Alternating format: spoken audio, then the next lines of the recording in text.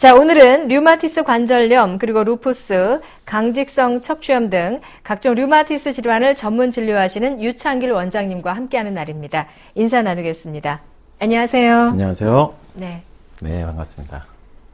저희가 이제 지난주에는 실제 류마티스 관절염 환자분의 한방 치료 사례에 대해서 이야기를 들었고 네. 소개를 해 주셨습니다. 네.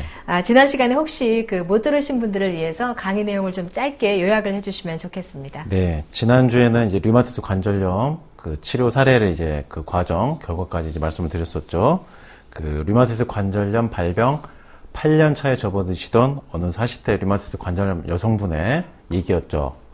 류마티스 관절염을 8년 전에 진단받고 류마티스 양약 처방받아서 8년 동안 잘 복용을 하시다가 8년 동안 아무 일 없이 건강하게 직장생활, 일상생활 다 하시면서 정상인과 다름없는 똑같은 생활을 8년간 하셨는데 8년이 되는 시점에 갑자기 약물의 효과가 나타나지 않으면서 밤에 류마티스 관절염의 통증이 마치 발병 초기 류마티스 관절염이 시작할 때처럼 아파진 거예요. 갑자기 똑같은 약을 복용하고 있었는데 갑자기 아파진 거죠. 8년이 되는 시점에.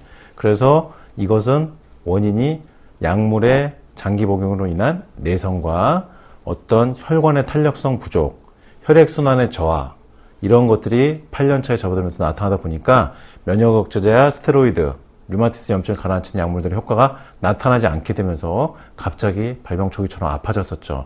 그래서 어쩔 수 없이 약을 먹어도 아프니까 어쩔 수 없이 방법을 찾다가 이제 한방치료를 급하게 찾아오셨던 건데 한방치료를 통해서 혈액순환을 잘 관절 마디마디 이루어지게 하고 면역 조절을 하면서 혈관의 탄력성 강화시키고 근육 그리고 갱년기 증상이 약간 나온 것까지 추가해서 치료를 해드리니까 한 달 내로 바로 관절 통증이 사라지면서 극심했던 통증이 없어지고 밤에 잠을 잘 수 있겠다. 그래서 끝까지 양약을 끊는 데까지 치료한 것은 아니지만은 일단은 양약을 복용하다가 갑자기 아파진 상황에 대해서 한방치료를 통해서 통증을 없애서 일상생활이 가능하게 만들어드린 그런 사례를 소개해드렸습니다. 네.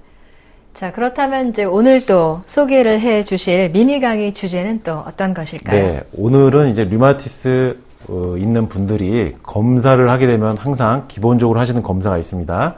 류마토이드 팩터, RF라고 줄여서 부르고요. 네. 그다음에 CCP 항체라는 게 있습니다. 이 두 가지에 대해서 설명을 드리고 그리고 간단한 류마티스 관절염 치료 사례 하나 또 말씀드리겠습니다. 네.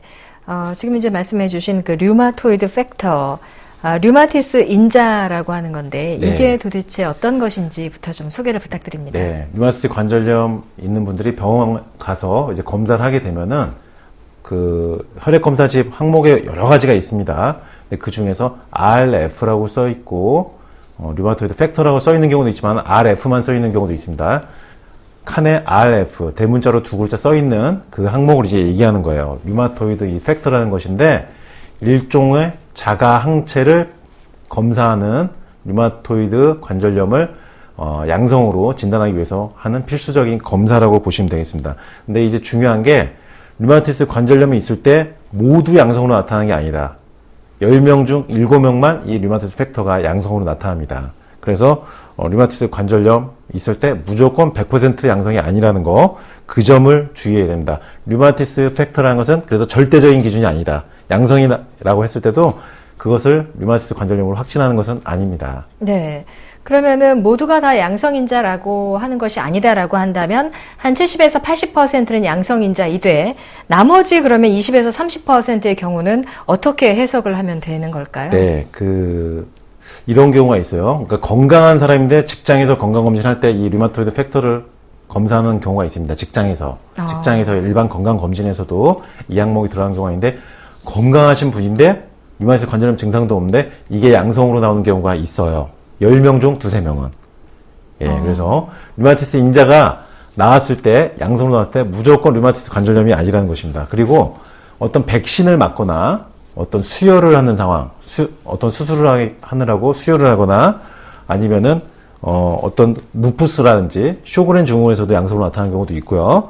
그 다음에 간혹은 간염이나 매독, 말라리아 이런 다른 상황에 의해서도 이 류마티스 팩터가 양성으로 나타나는 경우가 있고요. 어쨌든 아주 건강할 때도 양성으로 나올 수가 있기 때문에 이 류마토이드 팩터 RF가 양성으로 나왔을 때 무조건 류마티스 관절염이구나 이렇게 하는 것은 아닙니다.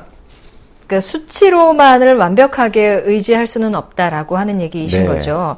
그러면은 이 류마티스 관절염이 완치 상태에 도달하게 되면 그 인자가 양성이었던 분이 음성으로 변하는 경우도 있는지가 네. 궁금합니다. 이 류마토이드 팩터라는 것은 그 역가를 측정을 합니다. 그래서 그 역가가 정상 범위에서 높게 상승하기 시작하면 그 정상 범위에서 역가가 올라가면은 이제 양성으로 진단을 하는 겁니다.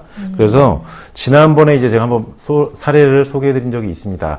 갑상선 암이 있었던, 그래서 갑상선을 절제했었던 어떤 30대 류마티스 관절염 환자분, 저하고 이제 7년 동안 정말 장기간 한방 치료를 했던 사례를 제가 말씀드린 적이 있었는데, 그 갑상선 암으로 갑상선 절제하고 류마티스 치료를 했던 그 여성분 같은 경우가 이제 치료하다가 6년째에 검사를 했을 때 류마토이드 팩터가 양성이었던 분이 음성으로 이제 변한 사례죠. 이처럼 몸이 좋아지면은요, 류마티스 관절염 양성이 음성으로 변하는 경우도 충분히 있을 수 있습니다. 그렇군요. 그 류마티스 관절염 증상이 좋아진다면 그 류마티스 인자도 역시 증상 호전에 따른 긍정적인 변화가 함께 나타나는 것인가요? 네. 그래서 아까 방금 말씀드린 사례처럼 류마티스 증상이 좋아지다 보면은요, 류마티스 그 인자 매달 혈액 검사를 합니다. 그러니까 한방 치료를 하면서 한방으로 류마티스 치료를 하더라도 다니시던 대학병원에서 매달 정기적으로 또는 2달에 한 번, 길면은 3-4달에 한 번씩 이제 체크를 하는데, 그때 류마티스 팩터 인자를 체크하면서 역가가 어느 정도인지 체크를 하는데, 그 변화를 체크를 해보면요, 류마티스 증상이 좋아지면은 이 역가가 점점 낮아져요. 예. 그러니까 200이었던 게 150으로 내려오고 100으로 내려오고 이런 식으로 내려옵니다. 네. 그러다가 더 내려와서 정상 범위 안으로 들어오면은 이제 류마티스 인자가 음성으로 변하는 경우도 있어요. 그리고 미국이나 유럽 류마티스 학회에서 발표된 논문들을 보면은요, 이 류마티스 인자가 음성으로 변하는 경우에 대해서 이미 논문들이 발표가 되고 있습니다. 그러니까 네. 이것을 보았을 때, 저만의 한방 류마티스 치료 사례뿐만 아니라 양방에서 치료를 할 때에도 류마티스 인자가 음성으로 변하는 경우도 많이 있다는 것입니다. 그렇다면은 이 임상적인 관해 상태, 그 류마티스 관절염이 완치 상태에 도달을 했는데도 류마티스 인자는 처음처럼 그대로 만약에 양성인 상태로 지속이 될 수도 있다는 것인가요? 네. 그러니까 이런 경우가 있습니다. 그 류마티스 관절염 한방 치료를 이제 해드려서 혈액 검사상 류마티스 관련 염증 수치가 모두 정상이 됐고, 그리고 아팠던 관절들의 부종 염증 통증이 다 없어지고, 그래서 몸의 모든 증상이 없어지고 염증 수치도 다 정상이 됐는데 류마티스 팩터만 양성인 상태로 남아있는 경우가 있습니다. 그거는 좀 이상할 것 같다는 생각이 듭니다. 네. 그런데 아까 제가 초반에 말씀드렸다시피 아주 건강한 상태일 때도 30%에서는 양성으로 나온다고 말씀드렸죠. 네네. 그러니까 이런 거랑 비슷해요. 우리가 어떤 백신을 맞고 항체가 생겼을 때, 간염 주사에 백신 주사를 맞고 항체가 생겼을 때 그 사람은 간이 건강한 상태라고 하더라도 양성 반응이 나오죠. 예, 그것과 마찬가지입니다. 그래서 이 류마토이드 항체라는 것은 양성 반응이 나올 때 무조건 류마티스 관절염은 아니라고 아까 말씀드렸죠. 네네. 그래서 만약에 류마티스 관절염 증상이 없어지고 혈액 검사상 염증 수치 다 좋아졌고, 그러면은 전혀 이상이 없고 검사상 증상상으로 이상이 없는데도 류마티스 인자는 그래도 양성 범위에 있을 수가 있는 거예요. 그러니까 이런 경우는 류마티스 인자만 딱 하나 남은 상태에서 치료를 일단 종료를 하게 됩니다. 왜? 증상과 류마티스 관련 염증 수치는 일단 다 좋아졌으니까.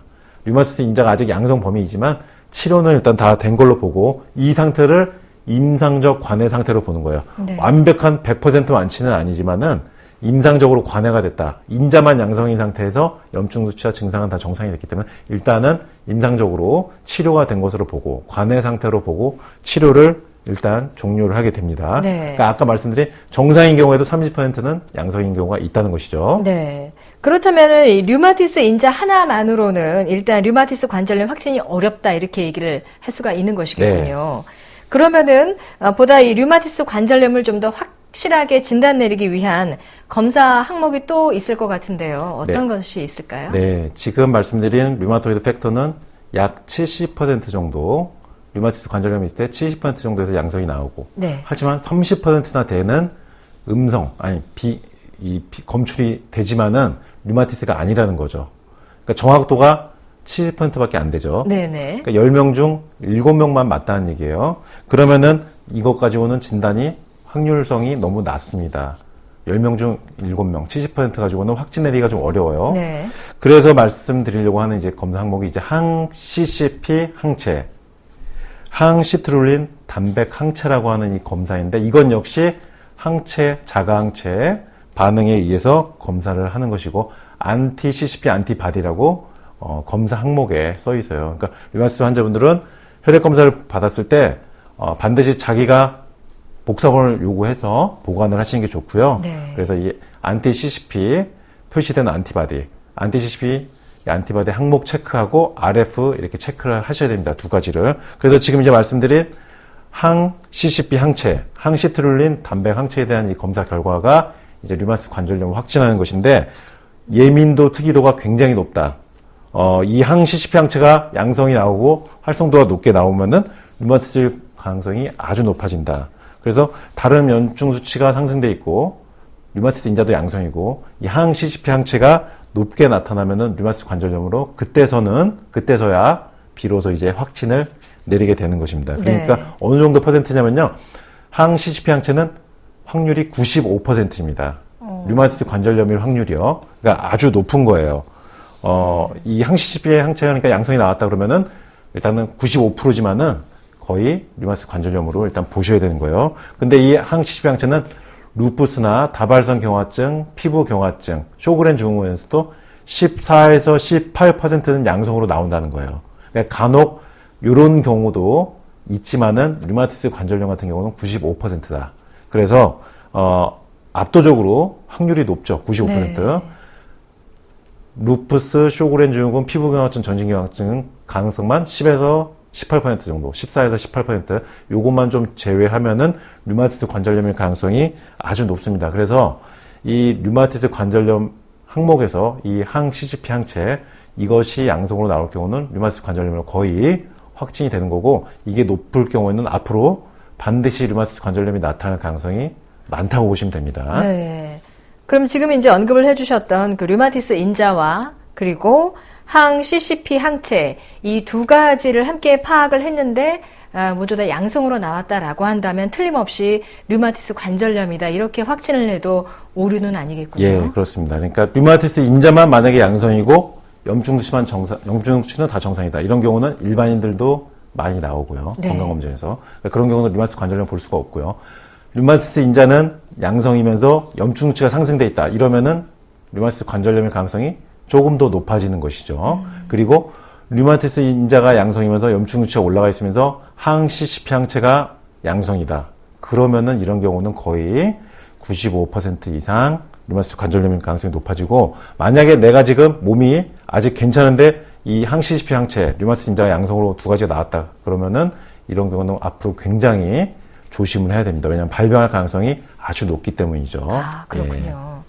그렇다면 오늘 소개해 주실 그 류마티스 관절염 한방 치료 사례를 좀 들어보고 싶은데요. 네. 오늘 말씀해 주실 류마티스 관절염 환자분은 어떤 환자분이셨을까요? 네. 오늘 이제 말씀드릴 환자분이 류마티스 인자는 양성이고, 네네. 류마티스 인자는 양성이고, 안티 CCP 항체는 낮은 사람이었습니다. 그러니까 50대 여성분인데, 이분이, 안티 CCP 항체는 높지 않고, 그러니까 발병이 얼마 안 됐고, 활성화가 아직 안 됐어요. 근데 안티 CCP 항체가 일단은 음성이다 보니까 증상은 심하지 않지만, 류마티스 인자가 높게 양성으로 나타나서, 그리고 염증 수치가 좀 올라가 있는 상태여서 류마티스 관절염으로 확진을 받고 오셨던 분인데, 류마티스 증상 그러니까 초기에 저를 찾아오셔서 한방치료 시작하신 분이죠. 네. 그래서 초기에 오셔서 치료를 하다 보니까 아주 치료가 짧게 잘 이루어진 그런 사례를 오늘 소개해 드리겠습니다. 네, 그렇군요. 그럼 오늘 그 사례를 소개해 주시겠다고 했던 50대 여성분, 어떤 상황에서 원장님과 그 한방 치료를 시작하게 되는지, 그 처음에 동기라든지 이런 것들이 좀 궁금합니다. 네. 이분은 이제 가장 최근에 치료가 종료된 분 중에 한 분인데, 예. 50대 여성분으로서 2015년도 1월 달에 이제 류마티스 관절염을 지방에 있는 병원에서 이제 진단을 받으셨고, 이 처음 증상은 발등이 아프고 발가락이 아파지고 손가락이 아프고 그리고 아침에 일어났을 때 조조강직, 모닝 스티프니스라고 하는 류마토이드 관절염의 전형적인 아침 강직 현상이 나타나는 것입니다. 그래서 손가락이 아침에 안 펴지고 발목과 발가락, 발등이 아프고 그러니까 이런 증상이 나오다 보니까 류마티스 관절염으로 강력하게 본인이 의심을 했고 1월 달에 병원 가서 이제 류마티스 관절염으로 진단받고 아까 말씀드린 것처럼 류마티스 인자는 양성이었지만은 안티 CCP 항체는 역가가 낮았어요. 그러니까 초기다 보니까 안티 CCP 항체가 낮았어요. 양성이긴 하지만 그래서 2015년 1월부터 지역병원에서 류마티스 관절염 양약을 처방받으면서 이제 서울로 이제 오시게 된 겁니다. 조금 더 큰 병원에서 검사하고 약물 치료를 해보고 싶어서 이제 올라오셨던 건데 네. 그게 2015년도 4월이고 4월에 오셔서 그런데 양방병원에 가셔서 진단만 받으시고 바로 한방 치료를 하러 이제 한의원을 내원하시게 된 거였습니다. 2015년 4월이면은 그렇게 오래되지 않은 시간이군요. 네, 그 3개월 만에 진단받은 지 3개월 만에 오셔서 그러니까 아주 발병 초기죠. 증상이 나타난 지 3개월 만인 거랑 확진 받은 다음에 3개월 후에 오는 거랑은 또 달라요. 네. 예, 증상이 나타난 지 3개월 후에 한방 치료한다는 것은 굉장히 빠른 것이죠. 아, 그렇군요. 예, 그래서 이런 경우는 아주 드물고 대부분은 류마티스 관절염 양약을 수년간 복용하시다가 지난주에 말씀드렸던 사례처럼 8년 동안 약을 복용하다가 오시거나 아니면 어떤 부작용이 심하게 나타나서 오시게 되는 건데 오늘 이 여성분은 제가 올려놓은 류마티스 관련한 글들을 모두 다 통독, 숙독을 다 하신 상태에서 이제 좀 희망을 보고서 오신 거였어요. 일단 류마티스 관절염 환자분들이 일단 진단받게 되면 일단은 그날은 펑펑 우시는 경우가 많아요. 왜냐면은 찾아보면은요 불치병이나 난치병이나 평생 가지고 가는 병이다. 이렇게 하다 보니까 마치 암 환자분들이 암 선고 받는 거 그 정도 강도까지 물론 그 정도는 아니겠지만 암 정도는 아니겠지만은 평생 낫지 않는 병이라는 진단을 내가 받게 되면 어제까지 멀쩡하게 살다가 받게 되면은 굉장히 마음의 충격이 커요. 그래서 울고 이렇게 굉장히 심려가 크게 되시는 건데 이분 같은 경우는 제가 올려놓은 여러 치료 사례들과 정보들을 보고서 이제 희망을 좀 갖고서 이제 오신 것이죠. 네. 그러니까 이분 같은 경우에는 여튼 양약을 오랫동안 복용하지 않은 상태에서 빨리 한방 치료를 시작했고 예. 그러면서 이제 조금 더 빠른 시간에 시작을 했기 때문에 치료적인 면에서 훨씬 더 접근이 쉬웠다, 좀 치료가 쉬웠다 이렇게 볼 수 있는 것이겠죠. 네. 증상이 나타난 지 3개월이 되면은요 어떠냐면은 관절만 좀 부어 있고요. 네. 아침에 좀 뻑뻑하고 조조강직 요 정도입니다. 그래서 몸에 아직 굳어진 관절 없고 변형된 관절이 없고 그리고 아까 말씀드린 것처럼 안티 CCP 항체 수치도 그렇게 높지 않고 염증 수치도 그렇게 높지 않은 상태란 말이에요. 그리고 양약을 오래 복용하지 않아서 위장 상태도 아주 좋고 간의 상태도 아주 좋고 그러니까 몸이 전반적으로 건강한 상태였단 말이죠. 그러니까 이런 경우는 한방 치료를 아주 초기에 들어갈 수 있을 경우에 치료가 빨리 끝나게 되고요. 그리고 이분 같은 경우는 초기에 양약을 안 드신 상태에서 치료를 한 거예요. 왜냐면은 대학병원 서울로 와셔서 검사 받고 약 처방을 받으셨지만은 약을 복용 안 하셨어요. 왜냐면은 바로 그냥 한방 치료만 받기를 원하셨기 때문에 그래서 진단받은 지 얼마 안 됐고 양약 복용한 지도 얼마 안 됐고 3개월 동안 드셔봐야 얼마나 안 드셨죠. 그러다 보니까 이처럼 류마티스 관절염 진단 받고 증상 시작 2, 3개월 내로 만약에 한방 치료가 이루어진 류마티스 관절염 치료 같은 경우는 양약을 끊고서 아예 먹지 않고서 그냥 바로 한방 치료가 들어간 거예요. 그 이유는 오래 복용하지 않았기 때문에 몸에서 약물에 대한 의존도가 높지 않다. 네. 면역 억제제나 스테로이드에 대한 의존도가 높지 않기 때문에 한방 치료가 들어갔을 때 양약을 복용하지 않고 끊는 과정 없이 바로 치료가 들어간 것이죠. 네. 그래도 이제 초기에 그 처방을 받았을 때 어떤 양약을 복용을 했는지가 궁금하고요. 네. 아무래도 치료 기간은 이제 좀 짧다라고 말씀을 해주셨는데 네. 치료 과정도 어떻게 좀 설명을 해주셨으면 좋겠어요. 네. 이분이 이제 서울에 있는 대학병원 류마티스 내과에서 이제 면역 억제제와 스테로이드 진동소염제 조합을 처방 받으셨는데 이제 복용은 안 하신 것입니다. 예. 그래서 저하고 2015년 4월달부터 지금 얼마 전이죠. 2, 3개월 전 얘기입니다. 치료 시작이요. 저번 주 말씀드린 분은 7년을 제가 치료했죠. 7년을. 네. 류마티스 7년 발병에 동안 약을 드시고. 예. 그렇게 7년 동안 치료하신 분도 있는가 하면 이렇게 증상이 발병한 지 3개월 돼서 치료를 시작한 분은 이제 치료 기간은 일단 2개월 내로 그냥 치료가 종료된 경우예요. 이분이 오셔서 이제 양약은 복용하고 싶지 않다. 일단 한방 치료로만 하고 싶다. 이렇게 말씀해 주셨고, 그리고 또 말씀해 주신 게 본인은 류마티스 관절염 초기니까 원장님 더 진행되지 않도록 해주시고 류마티스 관절염을 뿌리를 뽑을 수 있도록 도와주세요. 이렇게 말씀을 하고서 저한테 부탁을 하셨어요.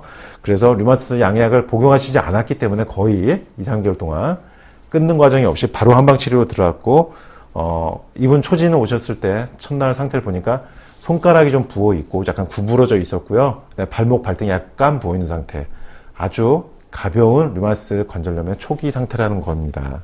그런데 나이가 50대 이제 중반이셨단 말이에요. 네. 갱년기 증상 체크해 보니까 있어요. 갱년기 증상이.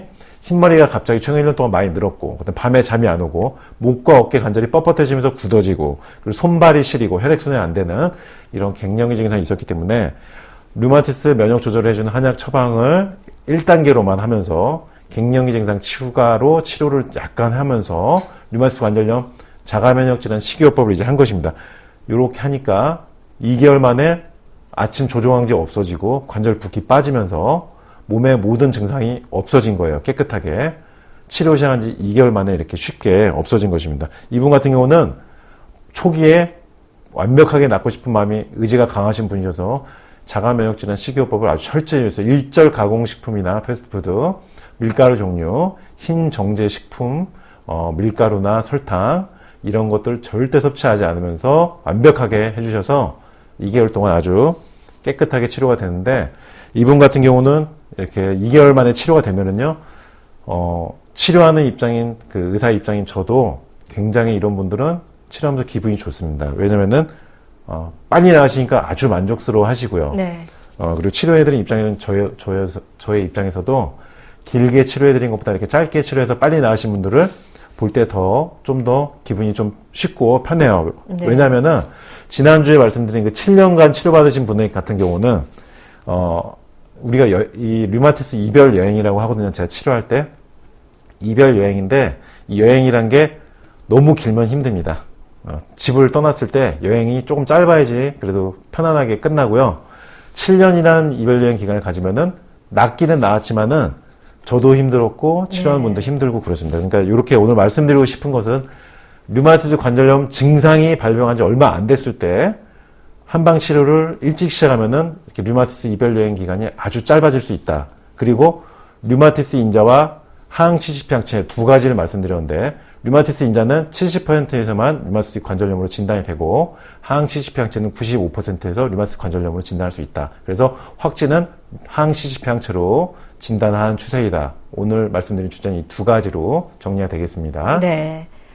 자, 오늘은 이렇게 류마티스 인자와 항 CCP 항체에 대해서 알아봤습니다. 류마티스 관절염 초기 증상일 때 한방 치료를 일찍 병행해 보는 것도 고려해 볼 필요가 있겠다라는 생각이 강하게 듭니다. 네. 자, 오늘 방송에 류마티스 관절염 환자분들에게 많은 도움이 됐길 바라고요. 원장님 오늘 설명 잘 들었습니다. 고맙습니다. 감사합니다.